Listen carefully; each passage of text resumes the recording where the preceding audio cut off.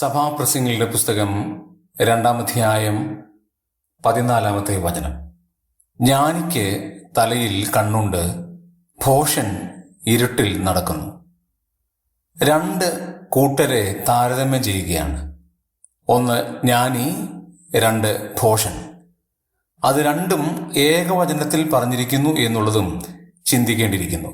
ജ്ഞാനികൾ എന്ന ബഹുവചനമോ ഭോഷന്മാർ എന്ന ബഹുവചനമോ ഉപയോഗിക്കാതെ ഏകവചനത്തിൽ പറഞ്ഞിരിക്കുന്നത് അതിൻ്റെ അർത്ഥവ്യാപ്തി കൂടുതൽ വ്യക്തമാക്കുകയാണ്.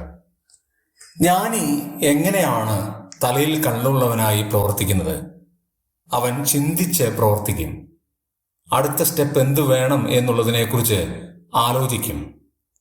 മാത്രവുമല്ല, മുൻകൂട്ടി കാര്യങ്ങൾ കാണാനുള്ള ഒരു അദവ്യമായ കഴിവ് ജ്ഞാനിയുടെ തലയിൽ ഉണ്ടാകും.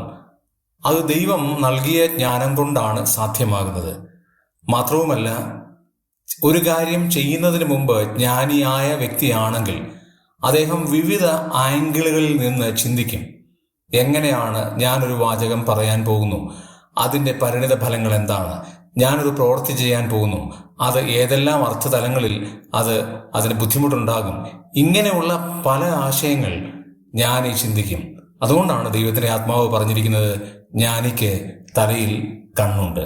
ഞാനും നിങ്ങളും ജ്ഞാനിയാണോ ഭോഷനാണോ എന്ന് ആത്മപരിശോധന ചെയ്യുവാൻ ദൈവം നമ്മെ സഹായിക്കട്ടെ.